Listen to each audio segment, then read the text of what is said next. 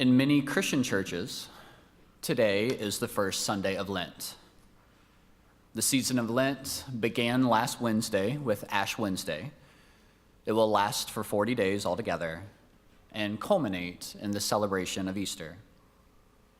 Many Christians observe Lent by fasting, giving up a luxury item, or taking on a spiritual practice for the season.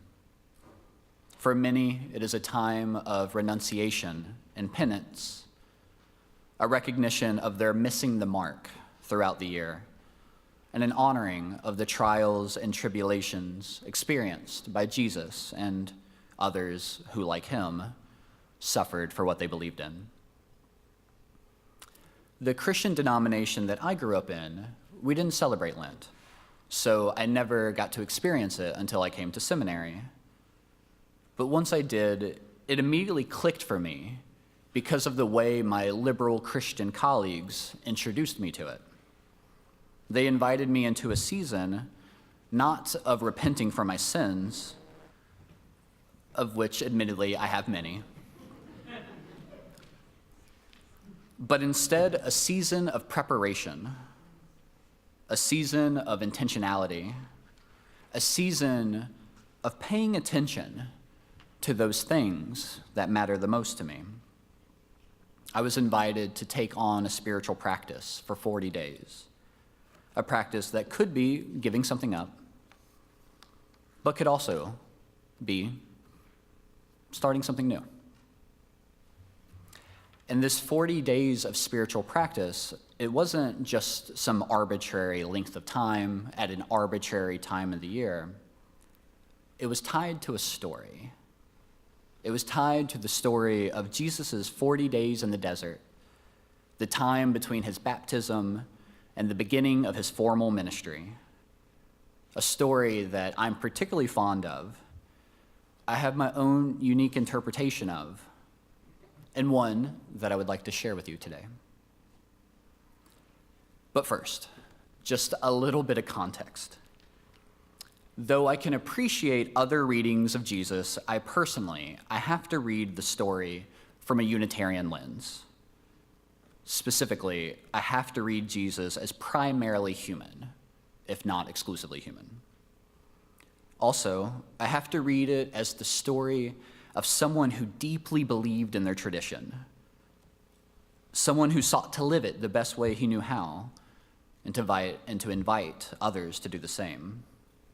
Which is to say, for me, Jesus is inextricably Jewish and must be understood in that context.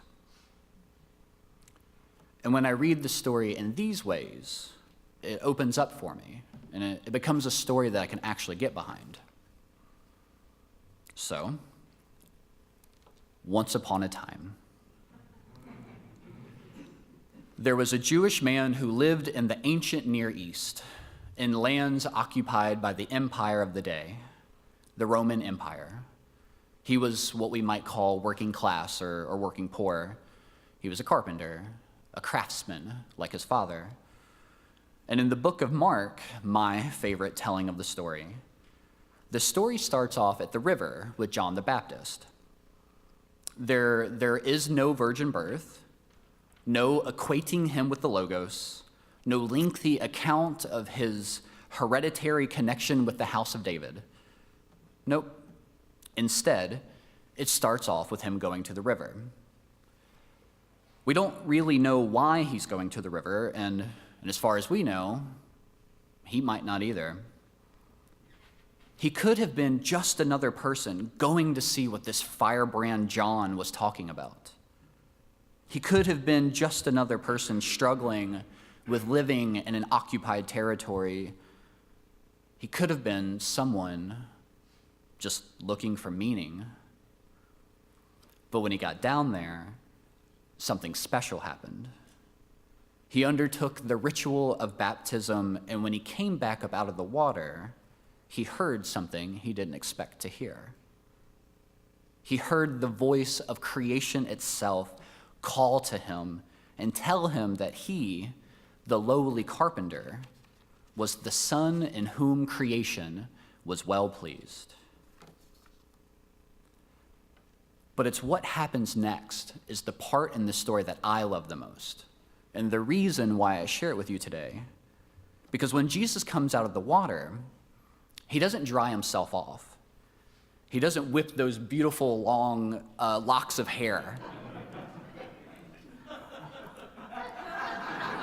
And he could have. He doesn't go bragging about how great he is. Instead, he immediately runs off to the desert. And I read this as him running away. I read it as him hiding. I read it as him looking God in the eye and saying, "Nuh-uh. You must be talking about somebody else. You've got the wrong guy." For me, Jesus ran off to the desert because the call that he heard was bigger than him. He ran to the desert because God saw something in him that he could not see in himself. And he hasn't been the only one who tried to run away from a call. From the Jewish tradition, we have almost innumerable examples. While Jonah was trying to avoid his call, he got ate up by a whale. Jeremiah cried that he was too young and inarticulate, and Moses, the quintessential reluctant prophet, said that he was not good enough and that he too could not speak. In the Hindu tradition, Arjuna was the most skilled archer of his time, and he was called into war, a just war. But once he got to the battlefield, he just couldn't bring himself to do it. He found himself frozen in his chariot. And I share these stories today for a couple reasons. First, because I believe in the power of myth. And for me, the Jesus story is a myth. But when I say myth, I don't mean something that didn't happen. Whether a myth has its source in an actual historical event or not, it's mostly irrelevant to me. More important to me is whether a myth is sourced in an internal, spiritual event. Does it speak to my soul? Does it strum the string of something even deeper than historicity? Can I see myself, my community, and our struggles in this story? Because many stories are told, but so few resonate with our spirit in such a way that they get told and retold, interpreted and reinterpreted, until they find their way into the realm of myth. And as religious progressives, we've done an incredible job at analyzing and deconstructing these stories. But we've done a less good job at preserving the spirit of the story. In regards to the Jesus story, it's important to know, for example, that the virgin birth and his divinity, they weren't parts of the original story. The facts are that these ideas were tacked on later. The facts are that the earliest written versions of the story didn't come until at least a generation after his death, and likely weren't written by anyone who actually met the guy. These are the facts. But I also think it's important to know the story in a different way. Not only the facts, but also the myth. Because the myth is something entirely different. The myth isn't a collection of facts and fictions. The myth is what inspired the cloistered nuns of the Middle Ages to have ecstatic experiences, preach heresy, and attract crowds that sat at their feet to learn. The myth is what inspired the Reverend Dr. Martin Luther King Jr. to claim his Black Baptist tradition in a fire and a fury that no one had ever quite done that way before. The myth is what inspired Quillen Shin and the other Universalists of his day to spread the gospel of universal salvation, to poor and affluent alike, to black and to white, to urban and to rural, to spread the message that there is literally nothing that you can do or fail to do that will compromise your inherent worth, dignity, and place in the beloved community. Second, I share these particular myths with you today because they have something to say about regular folks who are called to do great things. These myths speak about the call and the fear of not being good enough. And they speak about the possibility of answering that call, the possibility of living out loud, the possibility of becoming more than we ever thought we could. I share them with you because I believe everyone, without fail, everyone has a call. Now, that call might not be to ministry. You might not want to be up here. And I wouldn't blame you. Your call might be to education or to advocacy or to activism. It might be to compassion, to caring, to selfless service. Your call might be vocational or avocational. It might take place in the market or it might take place in the home. But I believe you have a call in you, a series of calls more likely. And it is my belief that the earnest and flexible acts of living these calls out loud are the acts that will lay the next brick of the kingdom of heaven here on earth, that will build the next wing on the communal house of the beloved community. One of the things I left out of our desert story earlier is that Mark's telling of the story, it doesn't even start off with Jesus. Interestingly, it starts off with John the Baptist.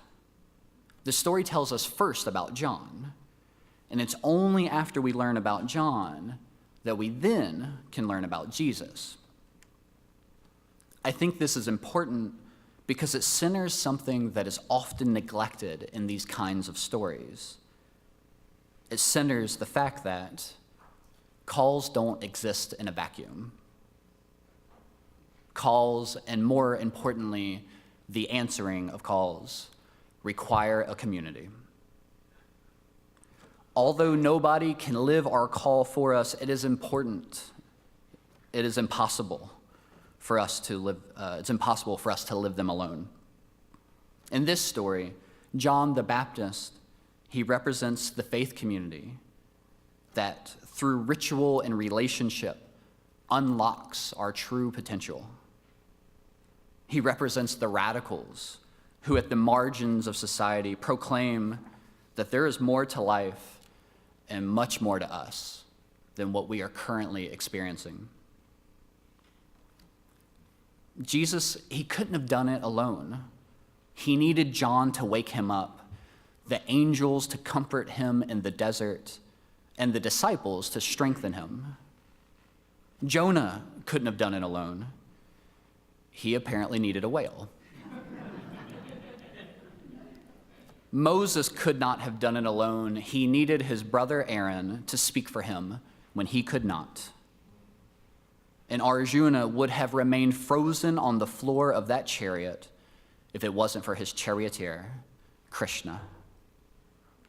But they all did it.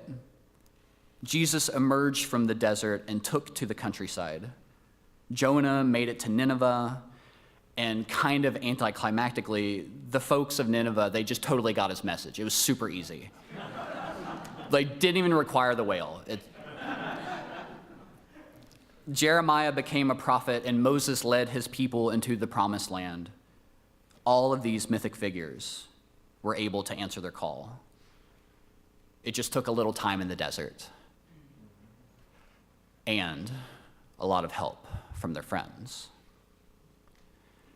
And if Brett would provide a little accompaniment, now is the time in the service where I want you to bring that desire back up.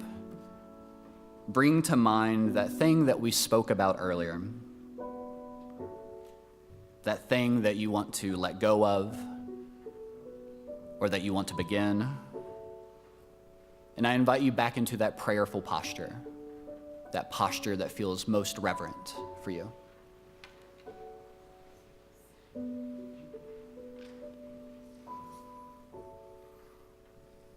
And this time, I invite you to lay one hand on your heart and to send a little love to yourself and some love to that tender desire that's calling out from your heart.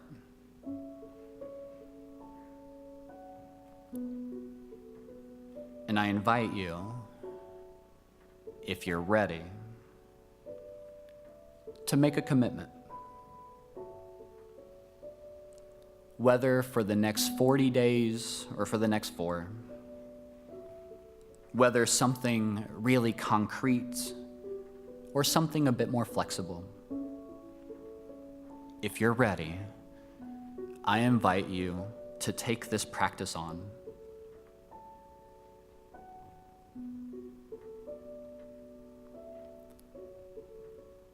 But if it's feeling a little too big, I invite you to just send some love to it.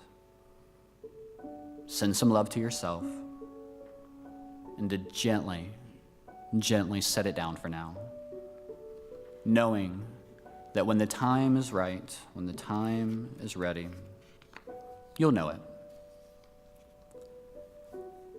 And with one hand still on our heart, I invite you to hold the other hand out. And with this hand, we send love and support and encouragement to everyone in this room.